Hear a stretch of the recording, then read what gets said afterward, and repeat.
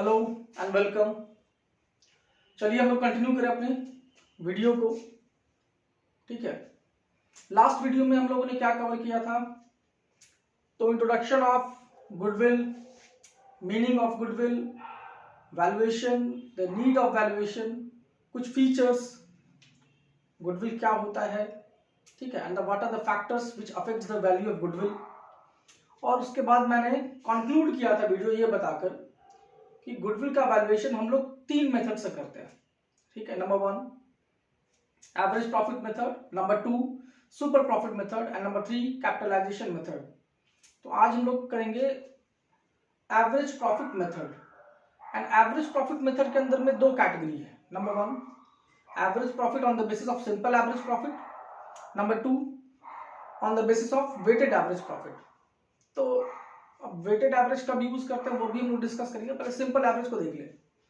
तो चलिए यहां मैंने लिख रखा है आपके लिए एवरेज प्रॉफिट मेथड 2 कैटेगरी है, simple average, weighted average, 2 basis पे होता है। ठीक है, now simple average profit method. तो simple average profit method means what, ये समझो।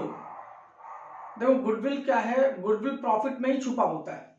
ठीक है, पहले तो आपको ये समझना है गुडविल बेसिकली प्रॉफिट में ही छुपा होता है, क्योंकि जो एक्सेस प्रॉफिट या जो सरप्लस प्रॉफिट हम लोग अर्न करते हैं दूसरों के मुकाबले, वही गुडविल है। तो क्या वो किसी एक साल के प्रॉफिट में ट्रेसेबल होगा? ये मुश्किल है कहना, क्योंकि बिजनेस का प्रॉफिट फ्लक्चुएट करता है। इसलिए हम लोग एवरेज डाटा पे बात करते हैं। तो हम लोग क्या करते हैं, 4-5 साल का प्रॉफिट लेके उसका फिर एवरेज निकालते हैं। तो एवरेज प्रॉफिट में कुछ करना नहीं है।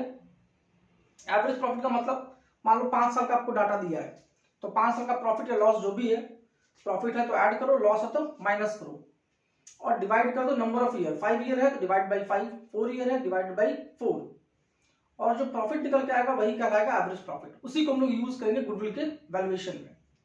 ठीक है, बस इतना सही बात था। अब आपको याद रही ये चीज, इसलिए मैंने इसको स्टेप्स में कन्वर्ट करके यहाँ लिख दिया है। आप बस इस स्टेप्स को चाहो तो नोट कर लो और अच्छे से याद रखो, इतना ही काफी है। देखो स्टेप क्या है, सबसे पहला कैलकुलेट नॉर्मल प्रॉफिट और लॉस। या तो कैलकुलेट करना पड़ेगा या दिया रहेगा। कैलकुलेट कब करना पड़ता है, जब एडजस्टमेंट होता है। यहां मैंने एक स्टार मार्क दिया है। एडजस्टमेंट क्या है हम लोग बात करेंगे, उसके लिए मैंने एक टेबल बना दिया आपके लिए। ठीक है, जहां से आपके क्वेश्चंस आते हैं। वैसे तो एडजस्टमेंट बहुत हो सकता है, इसका कोई लिमिट नहीं है, बट जहां से क्वेश्चन आया है मैंने उतने ही एडजस्टमेंट यहाँ पे कवर किया है। ठीक है, तो नॉर्मली ये दिया रहता है, नहीं दिया रहता है तो हम लोग को निकालना पड़ता है एडजस्टमेंट यूज करके।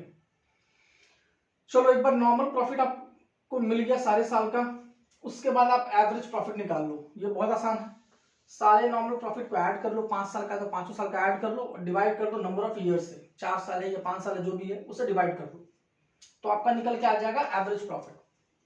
ठीक, स्टेप 2 हो गया। Now step 3 calculate goodwill.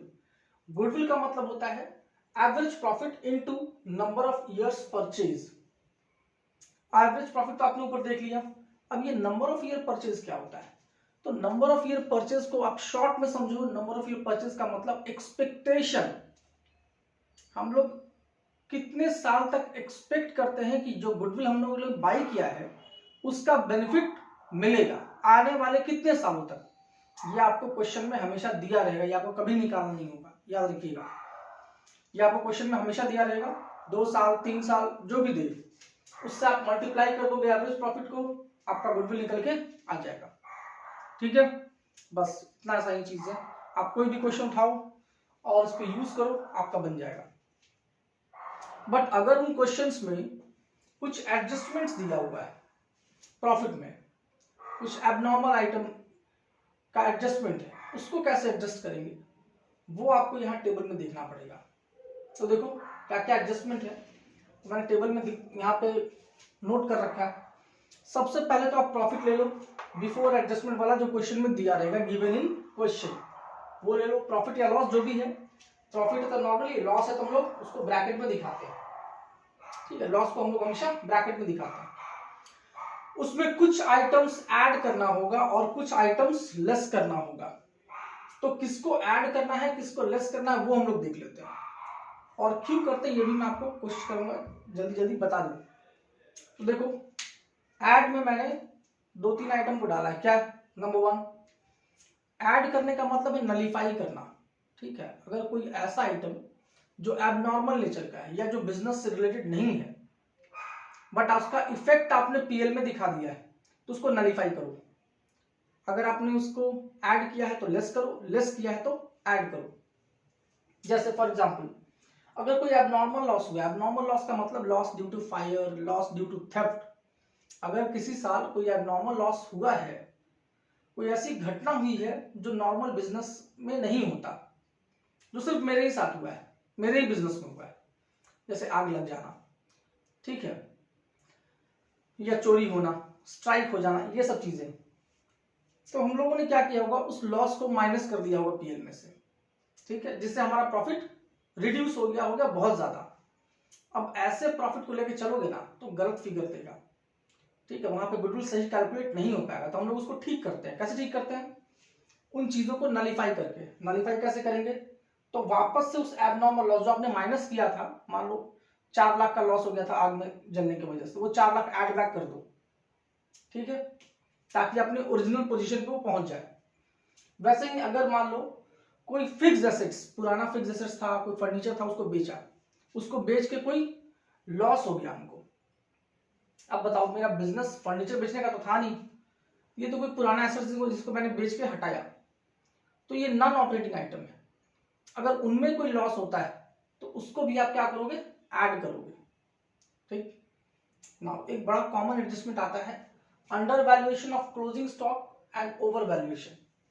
तो देखो, अगर क्लोजिंग ऑफ स्टॉक अफेक्टेड होगा, ये याद रखना, अगर क्लोजिंग स्टॉक अफेक्टेड होगा तो ओपनिंग स्टॉक अपने आप अफेक्टेड हो जाएगा। क्यों? क्योंकि जो आज क्लोजिंग है वो कल के साल में, अगले साल में ओपनिंग बन जाएगा। तो हमेशा याद रखना, आपको क्वेश्चन में देगा कि क्लोजिंग स्टॉक अफेक्टेड है, या आपको अज्यूम कर लेना है कि क्लोजिंग अफेक्टेड है तो ओपनिंग अपने आप अफेक्टेड हो जाएगा। तो इसमें बच्चे बहुत कंफ्यूज करते हैं, मैंने लिख दिया यहाँ पे साफ साफ। अगर क्लोजिंग स्टॉक अंडर वैल्यूएशन है, अंडर वैल्यूएशन का मतलब कम वैल्यू लगाया गया है। मान लो क्लोजिंग स्टॉक का वैल्यू 50,000 था और हम लोगों ने 40,000 रिकॉर्ड कर रखा है बुक में, तो ये कहलाएगा अंडर वैल्यूएशन। ठीक है, तो अगर क्लोजिंग स्टॉक अंडर वैल्यूएशन है, 50 का 40 कर रखा है, तो 10 क्या करो? ऐड बैक कर दो। या अगर मान लो ओपनिंग स्टॉक ओवर वैल्यूएशन है, ओपनिंग स्टॉक रिकॉर्ड करना था 50,000, आपने रिकॉर्ड कर रखा है 60,000, ज्यादा रिकॉर्ड कर रखा है। ठीक है, तो उसको भी क्या करो? ऐड करो। सर ऐसा क्यों? क्योंकि क्लोजिंग स्टॉक दिखता है क्रेडिट साइड, इनकम साइड में। ठीक है, और ओपनिंग स्टॉक दिखता है एक्सपेंस साइड में। इसलिए हम लोगों ने ऐसा किया है कि under valuation closing stock and over valuation of opening stock, इस वजह से यहां पे ऐसा लिखा हुआ है। ठीक है, इसलिए अगर ओपनिंग स्टॉक ओवर वैल्यूड है, मतलब ज्यादा एक्सपेंस दे रखे हो, दिखा रखे हो, ज्यादा माइनस कर रखे हो, तो क्या करो? प्लस करो। यहां पे कम प्लस कर रखे हो प्रॉफिट साइड में, तो प्लस करो। ठीक है, क्योंकि याद रखो क्लोजिंग स्टॉक जाता है इनकम साइड में और ओपनिंग स्टॉक जाता है एक्सपेंस साइड में, इस वजह से ऐसा किया गया। फिर कुछ चीजें लेस होती हैं। लेस में क्या क्या आइटम है जो बहुत कॉमन देखने को मिलेगा?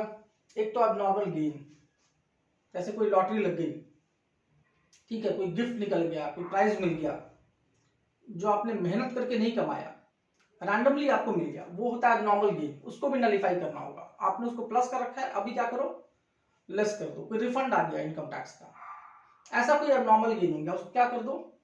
उसको आप लेस कर दो, क्योंकि प्लस कर रखा होगा। दूसरा, अगर कोई non trade investment, non trade मतलब जो हमारे बिजनेस से रिलेटेड नहीं है, उससे कुछ इनकम हो गया, कोई जमीन खरीद रखा था, उससे का एक प्रॉफिट हो गया, किसी शेयर में लगा रखा था, मेरा बिजनेस शेयर में लगाने का है नहीं, मैंने लगा रखा था, तो वो नॉन ट्रेड कहा जाएगा। उसमें कुछ अगर इनकम हो जाता है, उसको भी लेस करो, क्योंकि हम लोग गुडविल निकालने के लिए ऑपरेशनल प्रॉफिट का यूज करते हैं, नॉन ऑपरेशनल प्रॉफिट का यूज नहीं करते।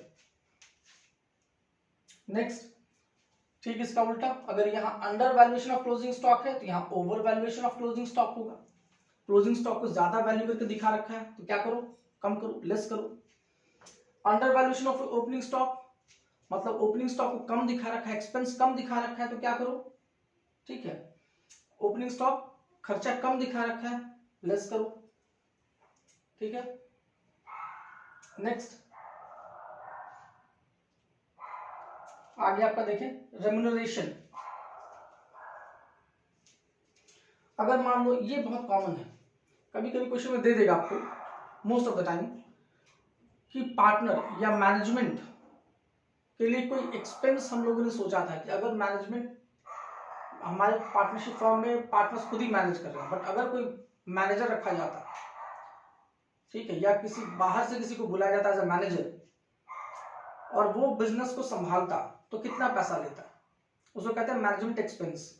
ये एस्टिमेशन होता है, ठीक है, और ये जेन्युइन एक्सपेंस है। अगर कोई मैनेजमेंट एक्सपेंस है और उसको माइनस नहीं किया गया है बट एस्टिमेट किया जा रहा है कितना मैनेजमेंट एक्सपेंस होगा, तो हम लोग उसको अकाउंट फॉर करेंगे, मतलब उसको माइनस करेंगे एक जेन्युइन एक्सपेंस मान के, ठीक है। जो पहले से रिकॉर्डेड नहीं है अब रिकॉर्ड करना होगा आपको गुडविल का वैल्यूएशन के लिए। इसको आप रिलेट कर सकते हो अपॉर्चुनिटी कॉस्ट के कॉन्सेप्ट से। ये एक तरह से अपॉर्चुनिटी कॉस्ट है कि आपने पार्टनर्स का सैलरी चार्ज किया नहीं बट करना चाहिए था, ठीक है। अगर चार्ज करते तो क्या होता, तो ये हम लोग वापस से माइनस करके निकालेंगे। इसके अलावा कोई भी फ्यूचर एक्सपेंस जो आपने नहीं चार्ज किया है बट आगे चल के होगा, जैसे मैंने इंश्योरेंस कवर नहीं लिया था बट आगे चल के बिजनेस में इंश्योरेंस कवर होगा या होना चाहिए था, कोई इंश्योरेंस फायर इंश्योरेंस कवर लेना चाहिए था, आपने नहीं लिया, तो आप उसको ये मान के चलो कि अगर हम इंश्योरेंस कवर लेंगे तो क्या प्रॉफिट निकल के आएगा, क्योंकि इन एक्सपेंस का इंपैक्ट फ्यूचर में पड़ता है, क्योंकि फ्यूचर में ये एक्सपेंस लिया जाएगा, इसलिए इसको हम अभी से लेके सही प्रॉफिट कैलकुलेट करते हैं कि ये प्रॉफिट आपके फ्यूचर में आने वाले से रिलेट होगा, इसी पैटर्न में बिजनेस में आगे प्रॉफिट होगा। इसी वजह से फ्यूचर में होने वाले एक्सपेंस को भी अभी रिकॉर्ड करके चला जाता है, ठीक है। तो ये टेबल है, इसको आप नोट करना चाहते हो तो नोट कर लो, फिर आगे बढ़ते हैं।